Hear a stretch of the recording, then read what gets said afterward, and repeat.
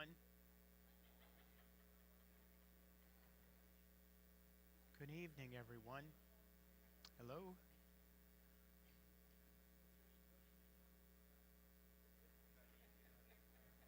Hello, hello. Good evening, everyone.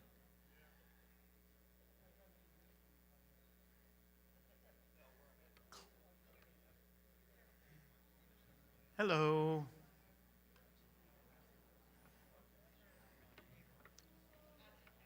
I know that we would be able to let that go on for an hour and it would be all right. Except then you wouldn't get to hear me. Or you'd be here till 11. Tonight's message will be less than 2 hours. Guarantee it. It will be less than 2 hours. All right, why don't we all stand up again together and let's Shema. All right? Shema Yisrael Yehovah Eloheinu Yehovah Echad. Hear Israel, Yehovah our God, Yehovah is one, and we will love Yehovah our God with all our heart, all our being, and all our resources. Amen. You can sit down if you like. If you don't, you'll be odd man out. But you're welcome to sit down or stand up. All right, this is where we're going. We are going to look tonight. I'm going to begin messages on the idea walking the way in sight for life from Torah. Okay, so it won't only be Torah in the idea of Genesis through Deuteronomy, although that will be like the foundation for the messages, but we will be all over the Word of God as usual, all right? And tonight's message, how many of you got an email or a text about the message tonight? Were any of you confused about the words of the message? So only Gail. I mean, Monica. It was Monica. All right? This is the message, the Genesis of Genesis. Why am I? And sometimes, no, it's not a typo. It's not who am I. Most of you know who you are. And it may be that most of you in the room know why you are, but your neighbor might not know why they are. This is what I mean by that. And one of the stories that I love that I've read over the years is about a rabbi that lived in the Soviet Union. And you know what life would have been like for a rabbi in Russia during that era. But it was rough on him.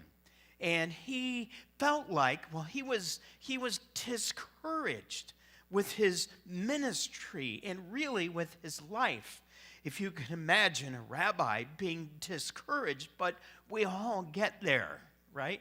And one night in the winter, he went out on a walk. It was a cold and snowy and dark evening, and yes, it's coming. I put that up there so you would remember that there is an end to this summer, all right?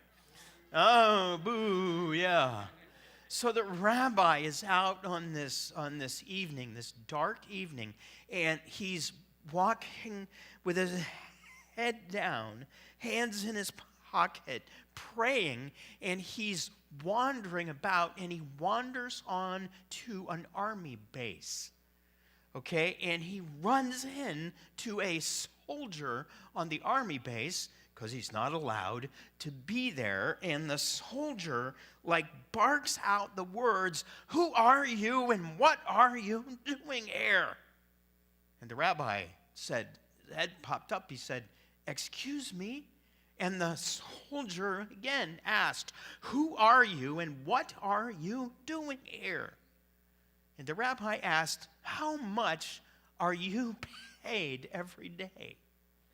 And the soldier was like, what do you mean? What does that have to do with anything? What does that have to do with you? He said, "I will pay you that amount if you will say those words to me every day.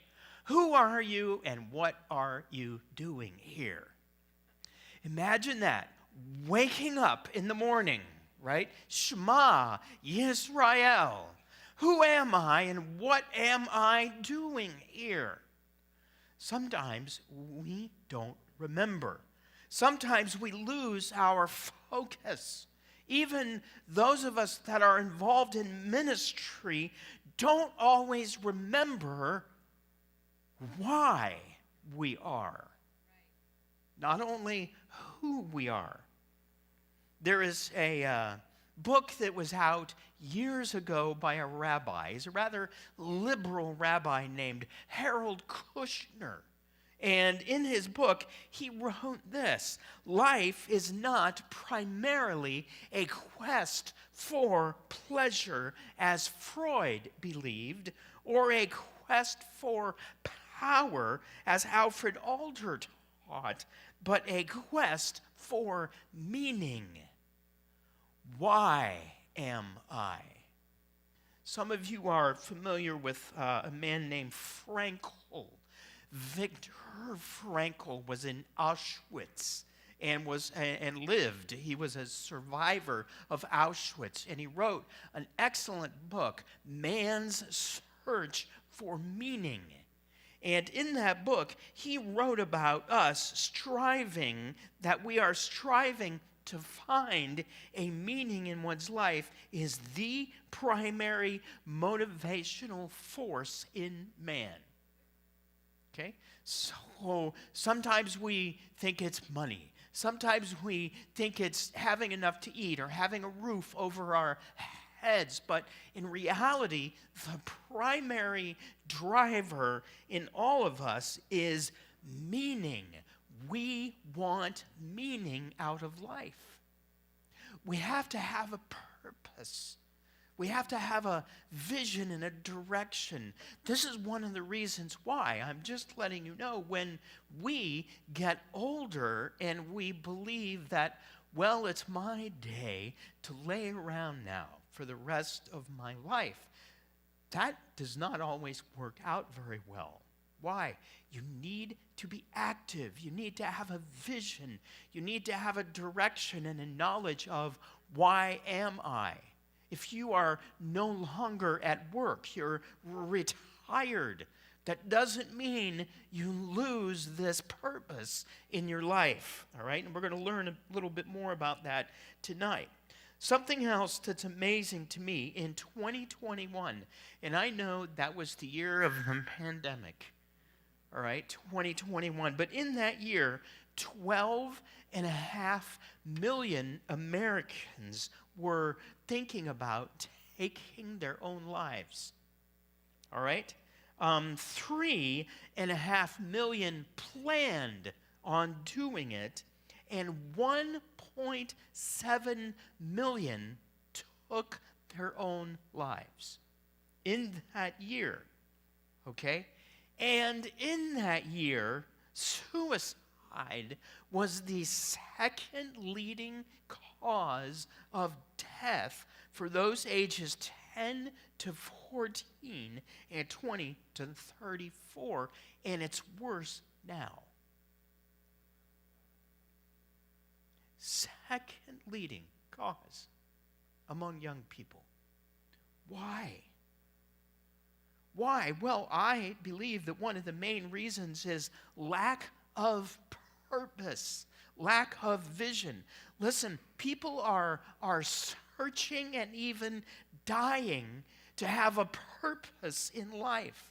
And since the day that we removed God's revelation from our world, like removed the Bible out of school, All right? Since that day, there are generations of people that do not know their God-created purpose for being alive.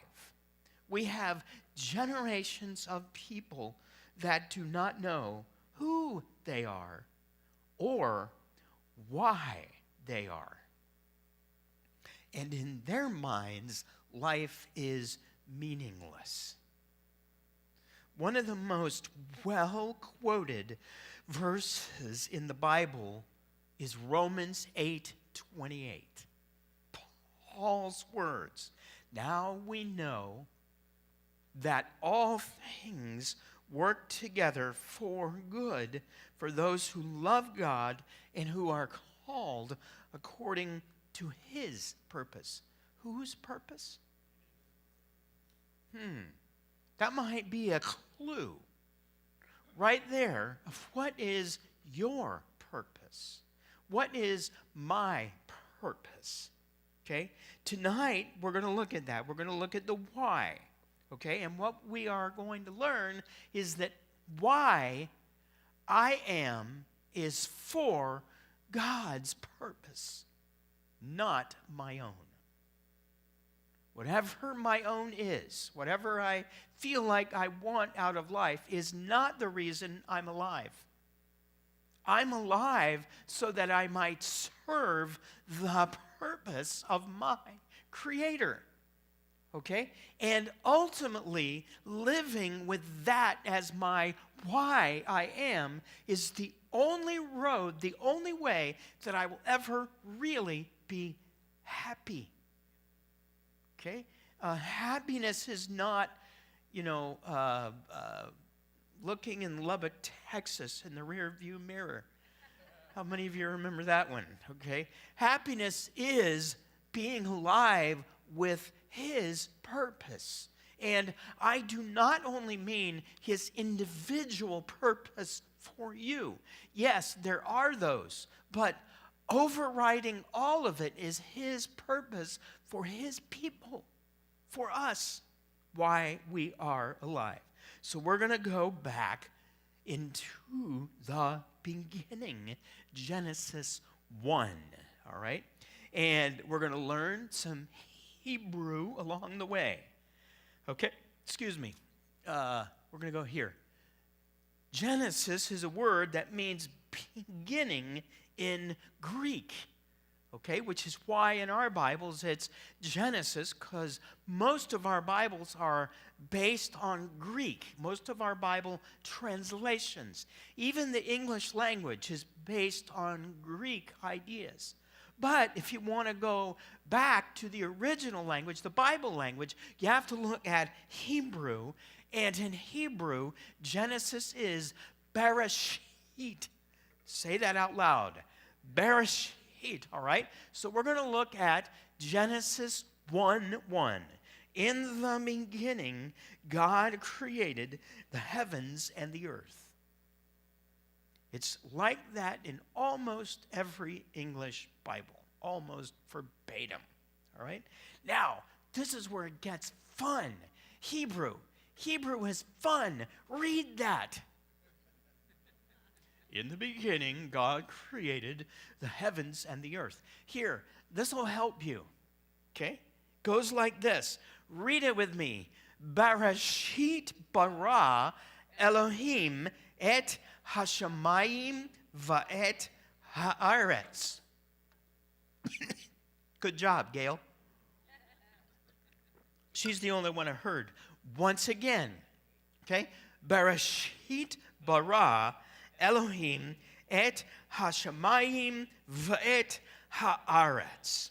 Okay? Now, while these letters are what is known as modern or biblical Hebrew, those letters right there, those weird, unusual looking letters that you read right to left, not left to right, okay? People say, well, Hebrew's backwards. No, English is backwards, okay? Think of it that way. Hebrew's the right way because it reads right to left. Okay, and there's Bereshit right there. But not only in the ancient Hebrew did they have different words that read right to left, but even these letters were different letters. John brought that up last week, and I bring it up a lot, with the ancient letters that were really pictures of ideas, pictures of animals and eyeballs and mouths, and we're going to look at that right now, and we're going to look at it with one word, okay? And it's that word right there, which is Bereshit, and that's what it looks like in the ancient language, okay? So if you look on the left, these are the ancient letters over there on the left. That's Beit, and that's designed to look like a house, like you're looking down on it. It's a dwelling, it's a room, it's a tent, it's a house. It's where people live, okay? The next letter is the letter Resh, and it looks like the head of a man, okay? And it means head or man, all right? Or highest one, the head. The next letter is an Aleph, which looks like the head of a bull or an ox, all right? And it means strong leader or God. Aleph is the letter that represents God. He is the strong leader. You got it, everybody? See how it works? Okay.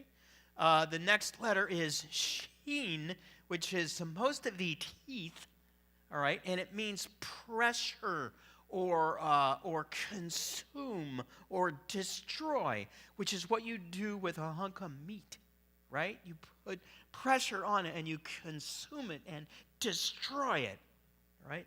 Think about that. Okay, the next one is Yod. This is supposed to be an arm or a hand doing a work, some sort of work, or doing a motion like this, okay? And Yod means arm or to do or accomplish like work. And the last letter is a Tav, which looks like a cross, and it means covenant or sign of a covenant, okay? This is word number 1 in Genesis 1:1, Bereshit. So put all of those letters together, and there's a meaning, okay? This is the meaning.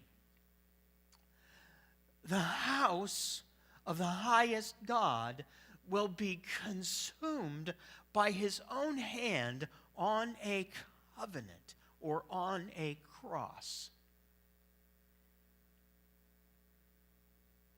What? Really? One word? Genesis 1:1? Yes. Messiah is in the very beginning, in the very first word. Okay? Now, not only that, but here's something neat that rabbis do. Not everything they do is neat, but this is neat. Okay? You can look at a word and make other words out of it by dividing up the letters. All right? I'll give you one example. The example will stick with that word, Bereshit. Okay? It begins with the letter Beit, which is a house. So if you look right there, there's the word. Bereshit begins with that letter right there. What does that mean? What does that tell us? That tells us right at the very beginning of creation, God is building a house. God is building a temple. God is building a dwelling, right? Okay? Right at the very beginning is that letter. God, or Elohim, is building a house. Okay, now, do you guys all get that? And the ancient language and all that. Sometimes I have the meaning of the ancient letters up there, but I don't give you the letters. Tonight, I'm giving you the letters so you can visualize it and visualize how it works. All right? Let's move on to the next verse. Okay? God is building a house. The earth was unformed and void. Darkness was on the face of the deep, and the Spirit of God hovered over the surface of the water. The word hovering, a better word for that would be fluttering. Okay? Fluttering, hovering like an eagle that is ready to lay an egg. Okay? Isn't that interesting? All right? These words, unformed and void, okay? And whenever I put words up there, this H8414, do you know what that is? That's a concordance number. All right? So I always have that up there. So if anybody wants, to go look that up on your own, you can look it up and you have the number. But these words, unformed and void, or the earth was, different translations use different words, but unformed is the word tohu. Say that, tohu. Okay, and it means formless, confusion, unreality, emptiness, watch, chaos, confusion, and desolation. This is about more than land and water. Okay? I want you to get that. This is not only about land and water, this is about more than land and water. Void is the word bohu. Bohu. Say that. Bohu. Bohu means emptiness. Okay? Now, why would you use two words for one idea? That's what the Hebrews did. It's known as poetry. Not only that, but this one rhymes. Okay? The earth was, come on, say it with me, tohu and bohu. Tohu and bohu. Okay? Why would they rhyme it? Well, why do you rhyme anything? You want people to remember it. Okay? Now, I want you to ask, just think about this. To whom was Genesis originally written or narrated? What was it, James? The Israelites, B'nai Yisrael, the children of Israel, leaving Egypt. Okay, remember they left Egypt. Moses went up the mountain. He received Torah from Yehovah. That means he received God's instructions. But isn't it interesting that God's instructions begin with narrative? Not law, not rules, not instruction, but narrative. It begins with the narrative. Why? When you are slaves in Egypt and you are leaving Egypt now, you have been there generation after generation after generation, and you know what? You no longer know why I am.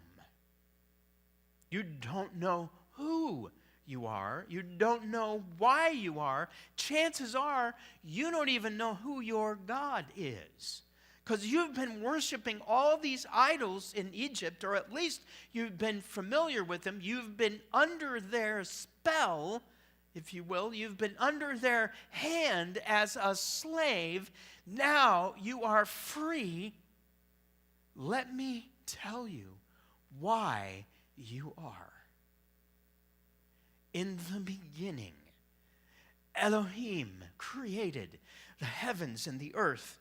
And the earth was tohu and bohu.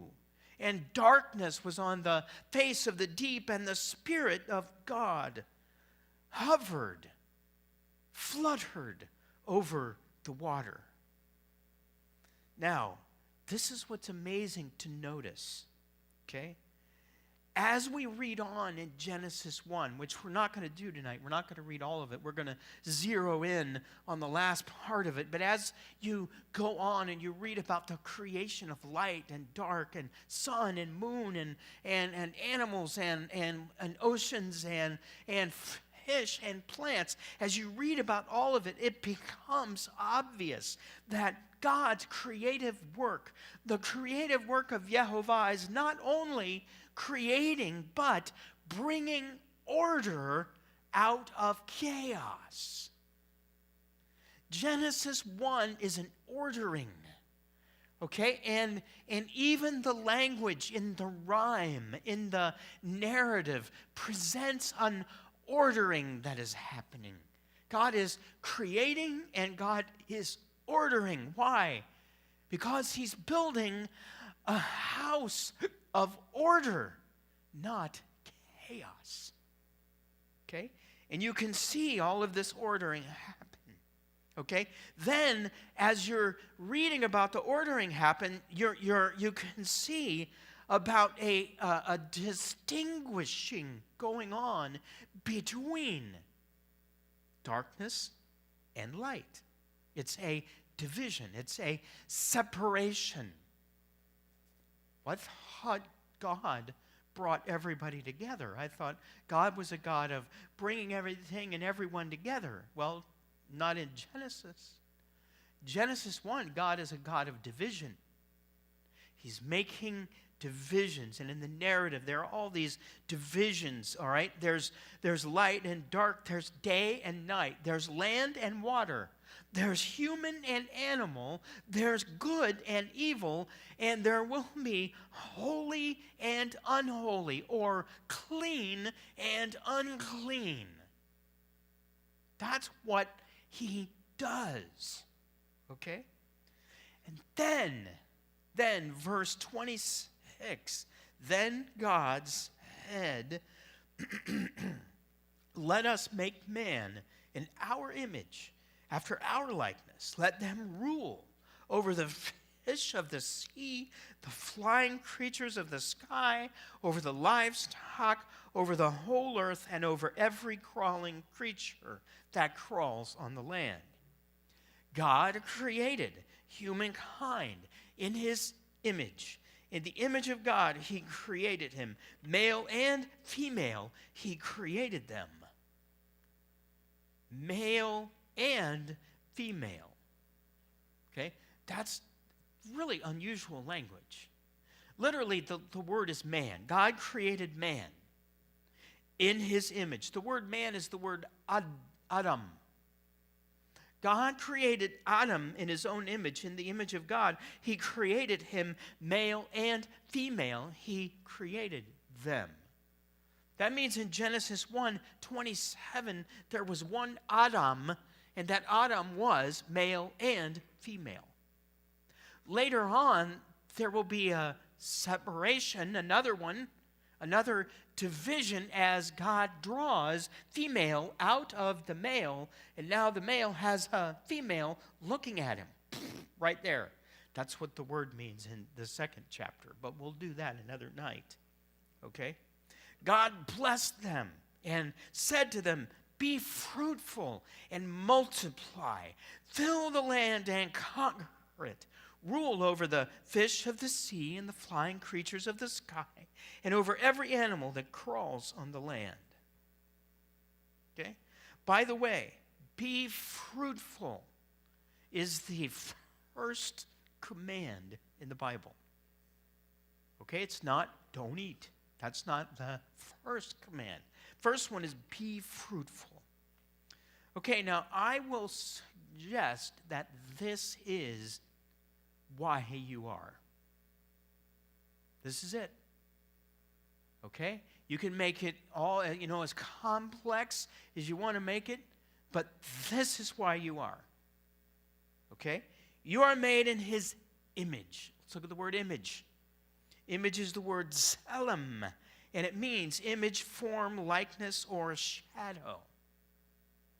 But, get this, the ancient pictograph, pictures of a man bowing and a staff and waves, has a meaning, desire to have authority over chaos. Okay, some of you got it because I watched your faces go, whoa. Some of you went, what? God is the God that is creating a house of order. He's bringing order out of chaos. He creates us, for lack of a better way of looking at it, to be in his image, and that means desire to have authority over chaos. There's a purpose. Your purpose, one of them, is bringing order out of chaos. Well, I thought my purpose was to be an electrician. No, that's your job. And everybody needs one. Okay? But your purpose goes way beyond your job. Your purpose is wherever you go, whatever you do, whether you're an electrician or a welder or a mechanic or a preacher, your job is bring order out of chaos. Why? Because you're made in his image, and that's what he does. Okay? To me, this is very exciting. I mean, I get into this, okay? Now, what's more, and I know some of you have already heard this, what's more, image is not a noun in Hebrew. Hebrew is based on verbs. English is based on nouns. In English, image is a thing, like a photo, right? Or a copy of something. That's image in Hebrew, in English. In Hebrew, English is a verb. It's an action word. So if I'm made in God's image, that means I do what God does. I act the way God acts. There's one man who did that flawlessly. Yeshua. Okay? That's why in Colossians, Paul says he is the exact image of his Father. That means he always did what his Father did and spoke what his Father spoke. Okay? Now, there's a book that some of you've read. I've been reading it again. It's the name of the book is The Unseen Realm by a guy named Michael Heiser. In that, here's how he writes about it. Humankind was created as God's image. If we think of imaging as a verb or function, then translation makes sense.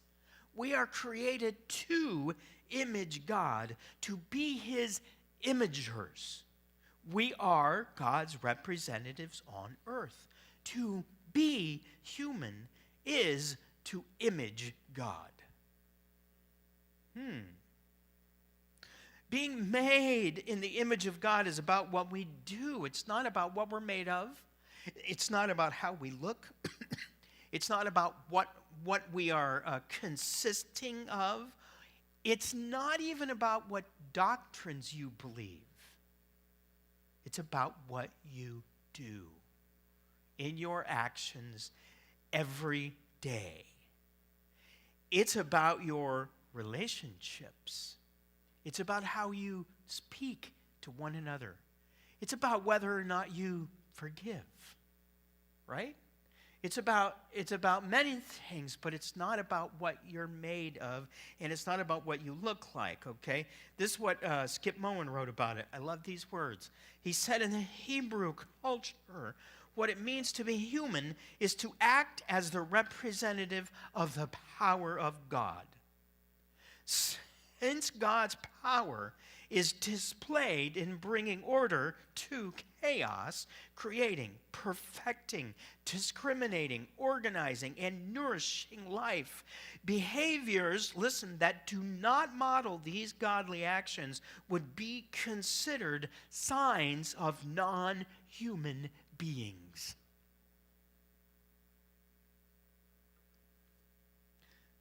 Does that mean now I know James writes about the image of God.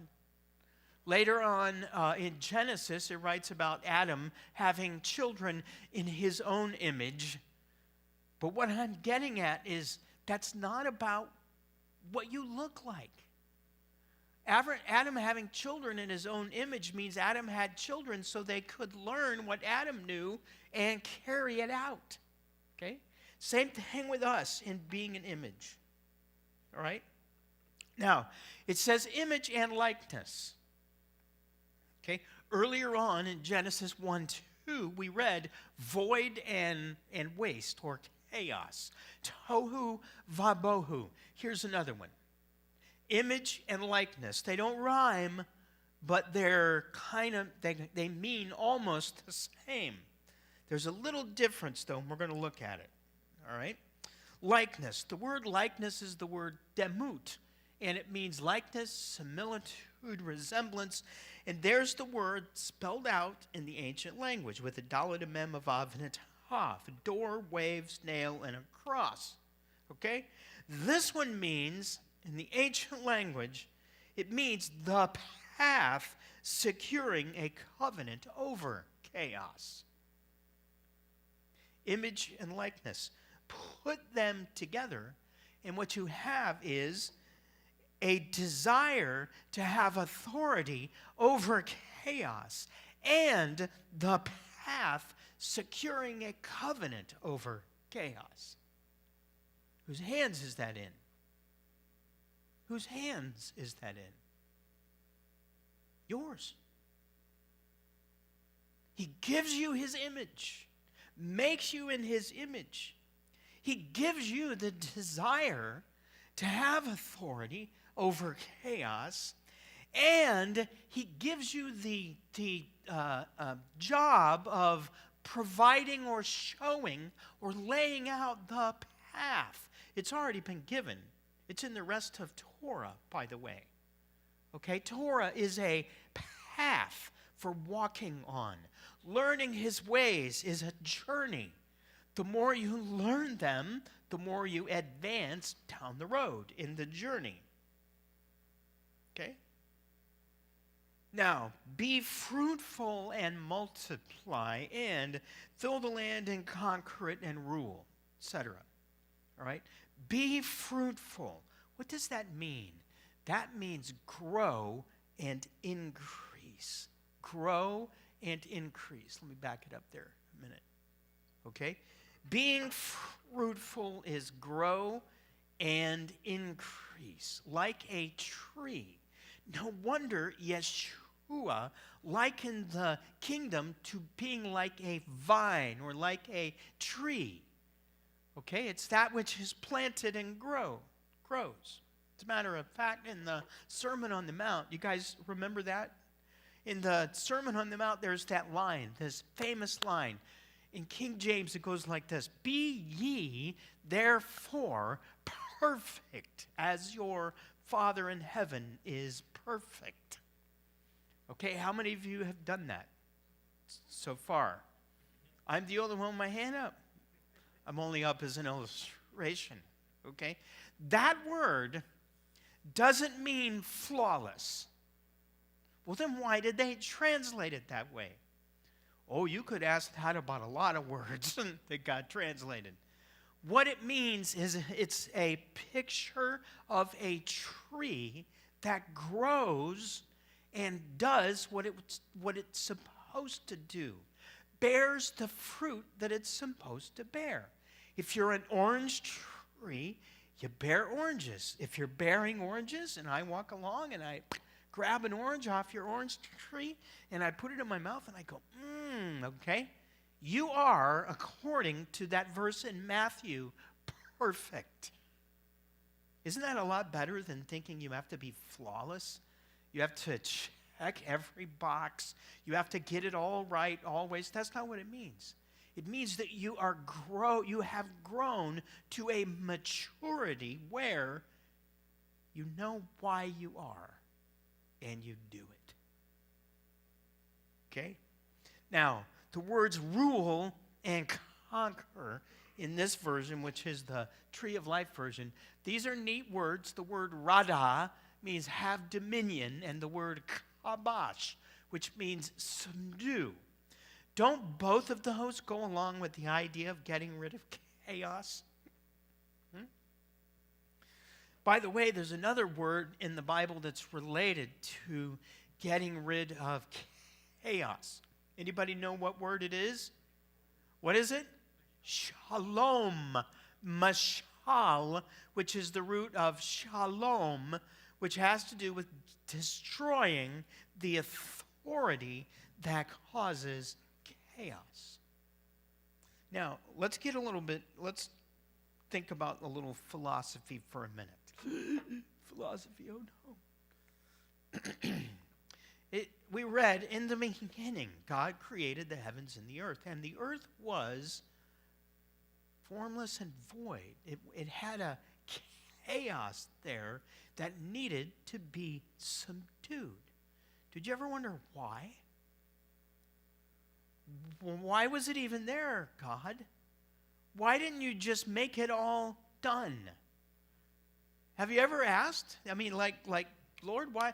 You know, you could even ask, why was there a serpent in the garden? Why was it even allowed to be there? Why did you make the world and it's like it's not finished yet?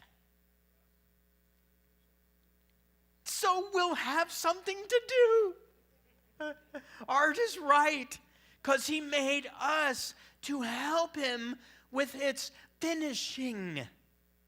Okay? He made us to be agents to do his will. Why? Because he wants a whole bunch of us. He wants children. That's why Israel is known in the Bible over and over again, not as most of our Bibles translate it, the Israelites. Mostly they're known as B'nai Yisrael, the children of Israel, the children of God. Okay?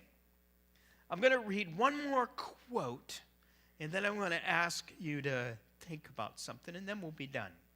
Okay? This is the next paragraph of the Moen quote that I read earlier. In Hebrew thought, men are in partnership with God and are elevated to the place of ruling, a function that is sole prerogative of the gods. It's Israel coming out of Egypt. Okay? In other words, the Hebrew explanation of the formation of man is not focused on man's essential substance, but rather on man's assigned purpose. Imagine the impact of this thought on the ex-slaves of Egypt. You're a slave. You're a nobody. You worship the idols. You serve Pharaoh. And your Creator liberates you out from under the idolatry and the bad king. He wants to be your king, and he not only gives you an identity, this is who you are, he gives you purpose. This is why you are. Okay? Now, what I want to ask is, by the way, I'm just going to bring this up just for the fun of it. Okay? Tonight I'm wearing my tzitzit. I don't wear them every night. It's okay? Or every day. Tonight I'm wearing my tzitzit. Okay? They're the little things that hang down there. They're on the end of the talit as well. Does everybody know what these are about? Okay? It's in Numbers. It's a command.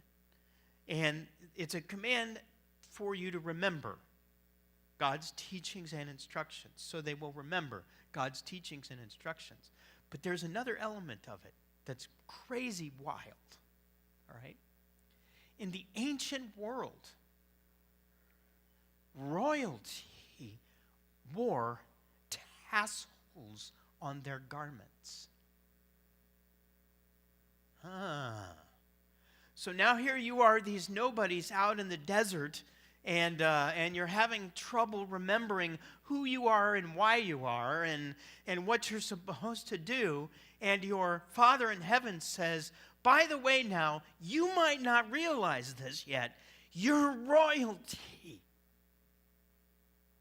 And I want you to wear something that symbolizes that. Wow. Okay?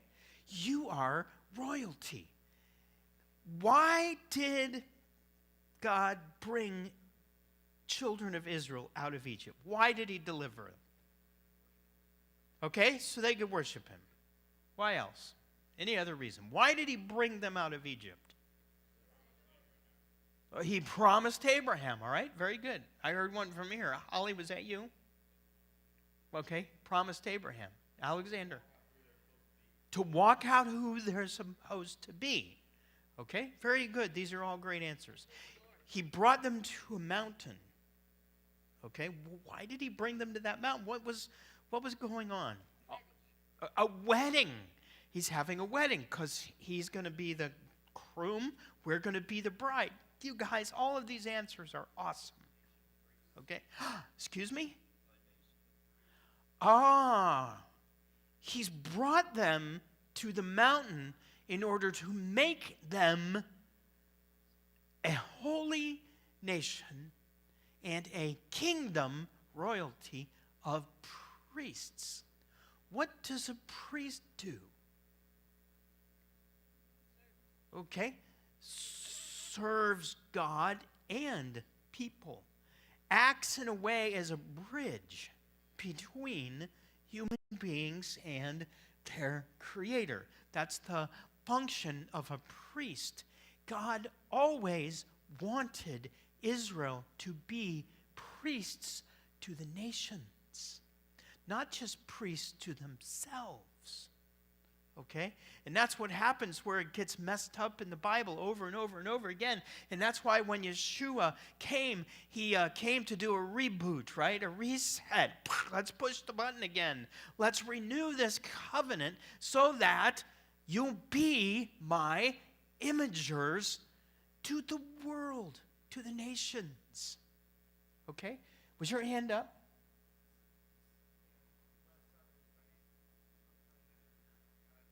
Bless others by proclaiming God's goodness. The question was, why did he bring them out of Egypt? Yeah. Okay, now here's the other question. What does Genesis 1 say about your purpose, your why? There's only one answer. You better get the right one. I'm his image. That's why. Is there any greater reason for living than being his image? And how long does that last? When do I get to retire from being his image? Never. Okay, there's no such thing. You know, the only retirement in the Bible was when the priests, certain ones of them, got to be 50 years old. They didn't have to move the things around anymore. Okay, all the ark and all that. When they got to be 50 years old, they didn't have to do that anymore. Okay, which is why I always look for wheels.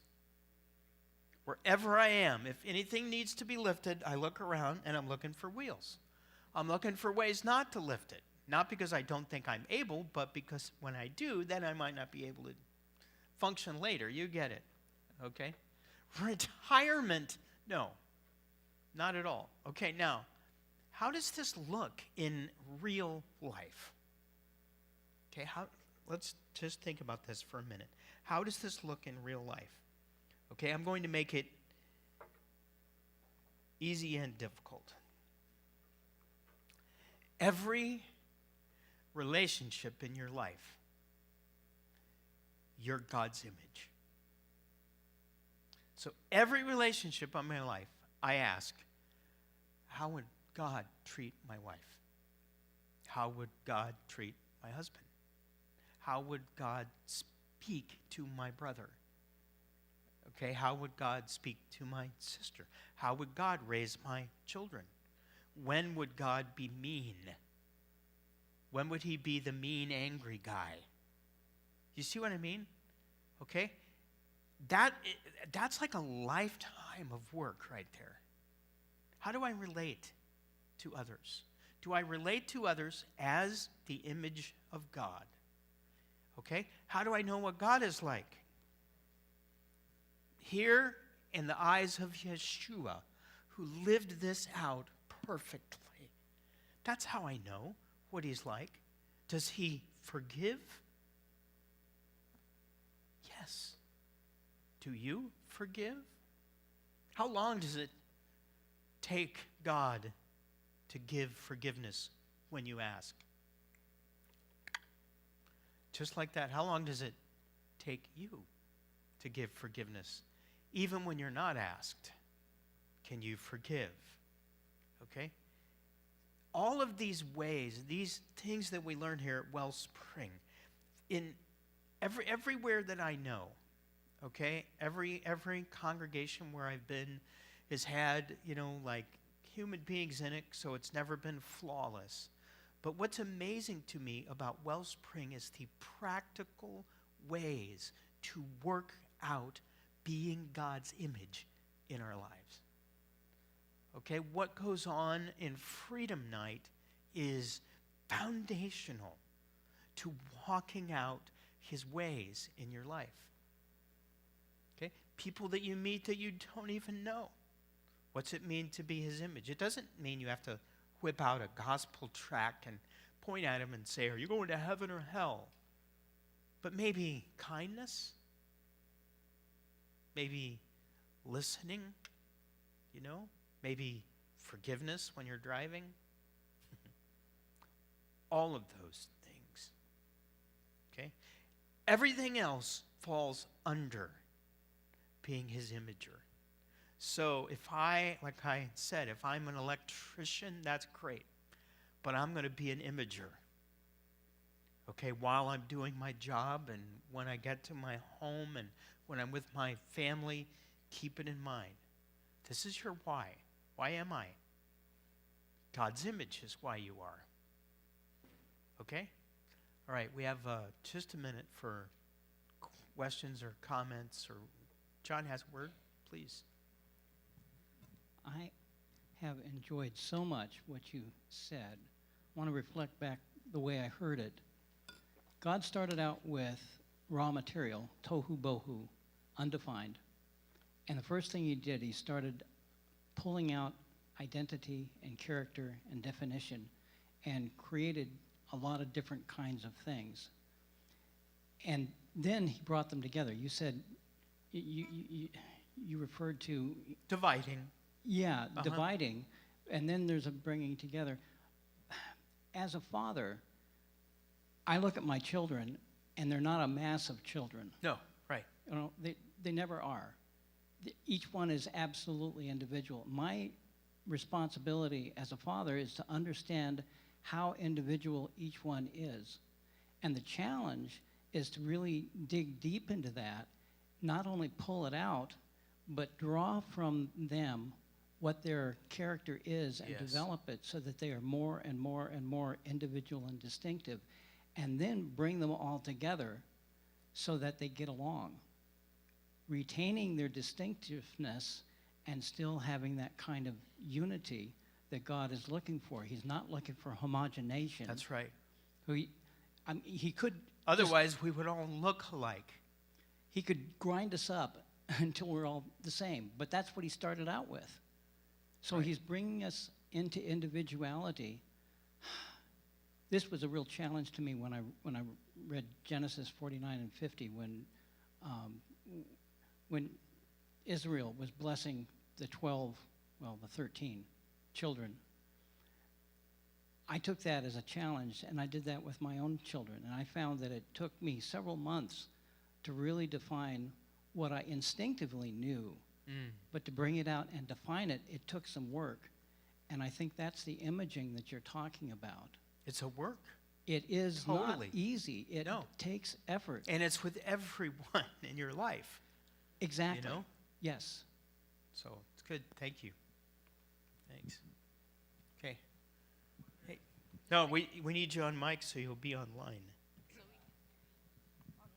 Okay. I wonder if is it John 1:1, where the Word was with God? I wonder if someone did a word study on that.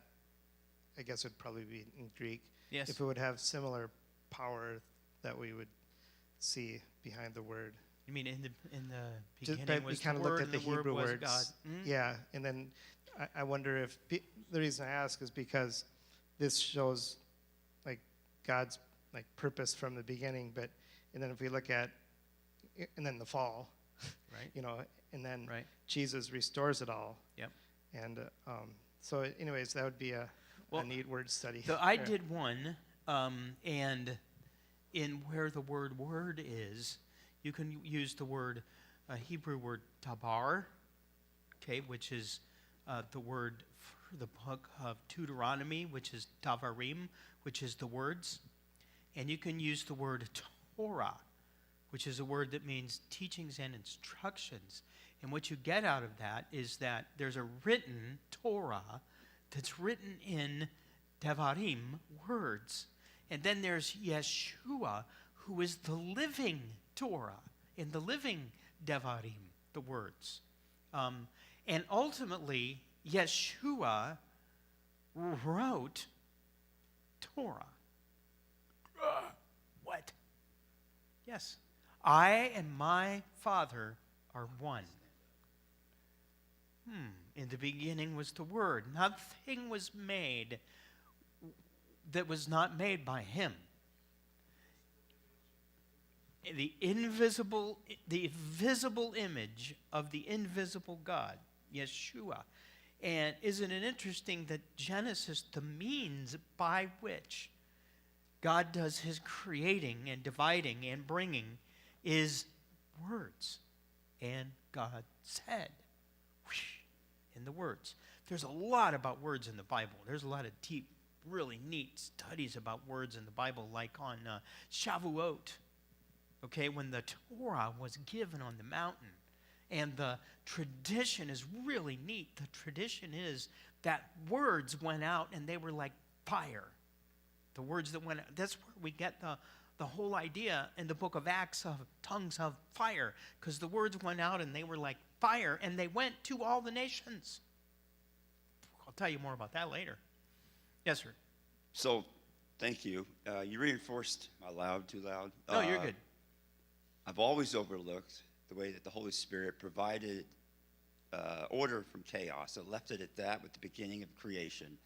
But you reinforced what I've also brought up to you with what Jordan Peterson brought up even further on the fact that it wasn't just order and chaos in the creation, but that order could exist at all. And that is through him. And that creation of us is then established to be able to also carry forth that order in which he established it all. And that we don't have to have fear of thinking that in chaos in our lives or chaos around us, that it can't, that homogeny, as you use that word, unfortunately I use it in a different direction, it can be found. Order can be found. It's because of him, and it was established at creation, and for us to carry on further in our lives. That's right. So I appreciate that. But my question also is, as you said in the beginning of the words of Genesis 1, about the creation of a house. Yeah. And I kept trying to figure out, what's the house? So you have this picture you've drawn of earth. I'm going to just jump forward to what I think it also seems to be of earth, of us, and everything he's done here.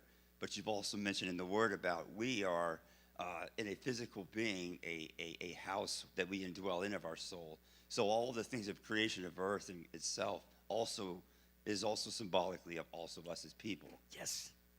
So Is that a yes? the house is you, okay?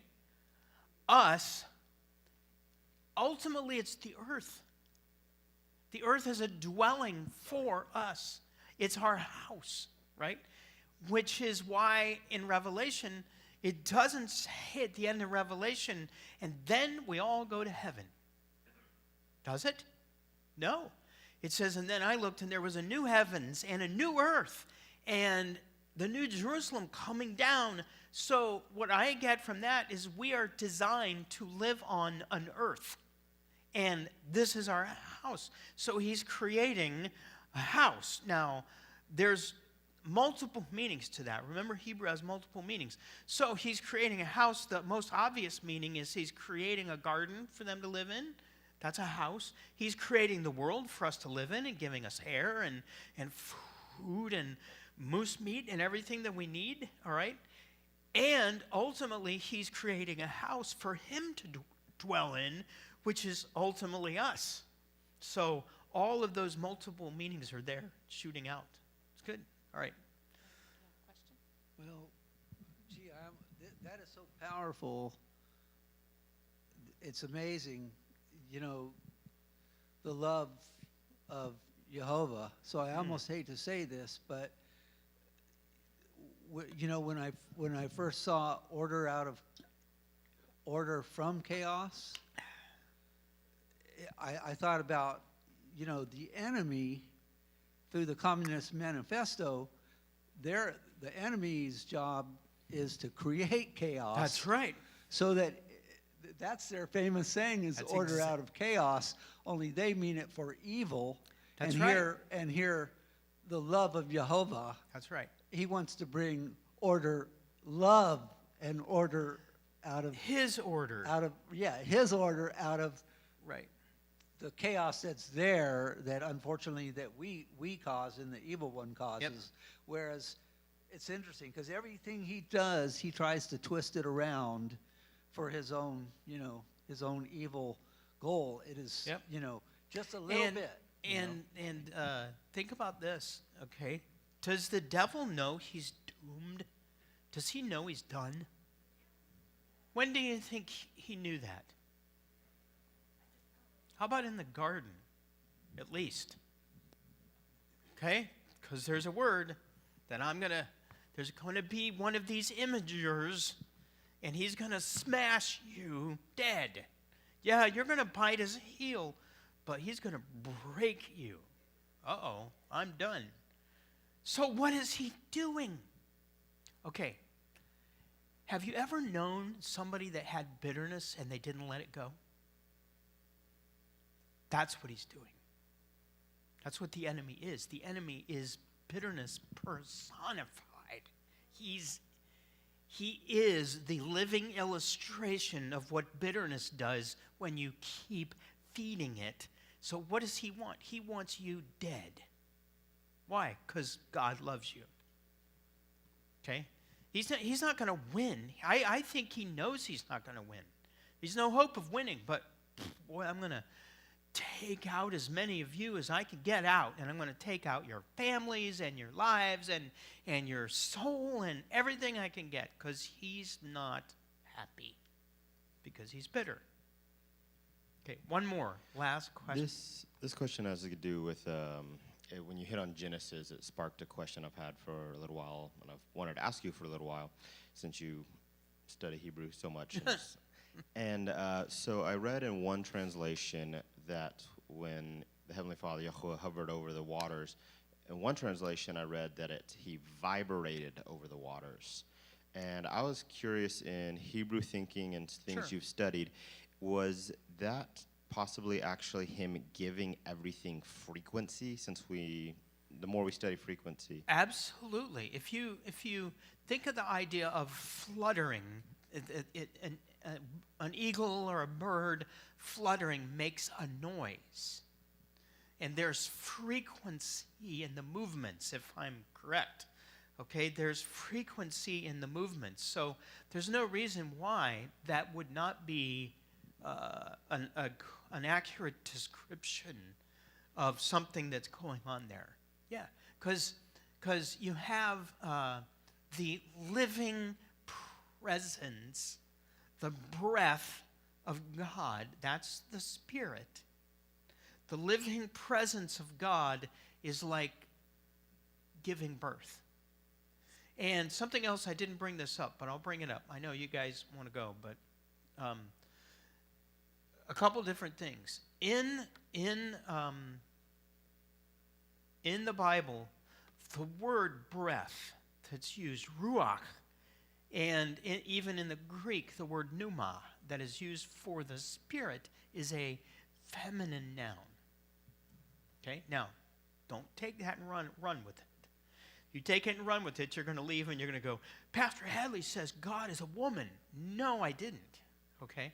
But remember, we are made in his image and likeness, and we're made male and female. Okay? Image is a masculine noun. Likeness is a feminine noun.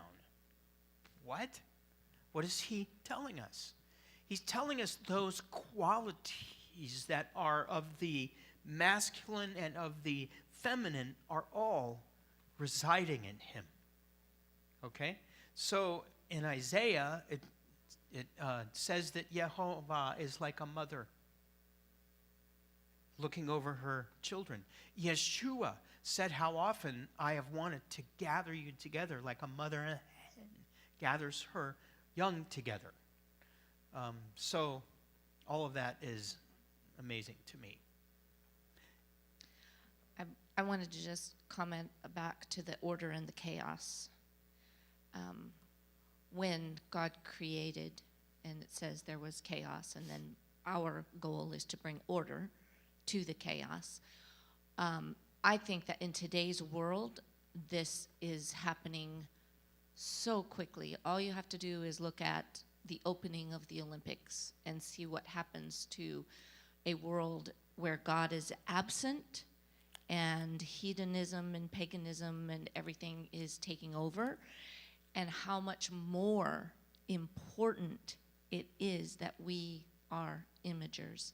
Because if this world is left to the disorder and the chaos, that is what is going to happen more and more. So we are so needed on this earth Absolutely. to be his imagers. And so I want to encourage everyone. I think about it like this. We live in Babylon. Okay? We are like Judah in exile in Babylon. Go back and read Jeremiah and what directions did Yehovah give Judah?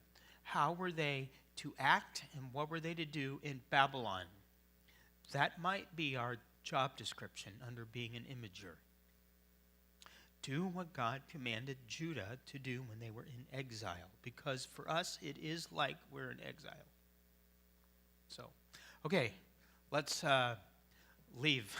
Let's stand together and hear the words that are not my words. These are not my words. These are Yehovah's words to all of us, and he will, I pray that he will use my voice to give you these words. Yehovah will bless you and guard you. Yehovah will make his face shine radiantly on you and be gracious to you. Yehovah will lift up his smile on you and give you his shalom. Yivarechecha Yehovah